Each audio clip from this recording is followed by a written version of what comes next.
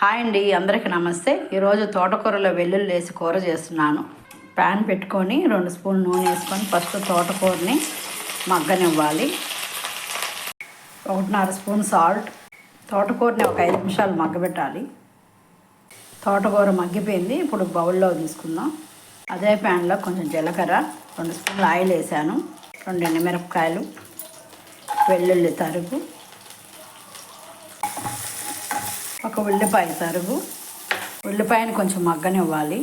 కొంచెం కరివేపాకు, ఒక టమాటా, 1 స్పూన్ కారం, స్పూన్ ధనియాల పొడి, శనగపప్పు కూడా వేసుకోవాలి.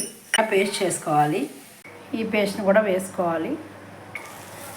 బాగా కలుపుకోవాలి. కొంచెం నీళ్ళు పోసుకోవాలి.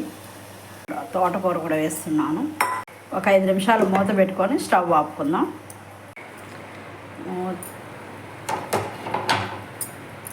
తోటకూరలో వెల్లుల్లి వేసాం కదండి, మంచి వాసన వస్తుంది. ఇప్పుడు సర్వింగ్ బౌల్లో తీసుకుందాం. తోటకూర వెల్లుల్లితో కూర రెడీ. అందరూ తప్పకుండా ట్రై చేయండి.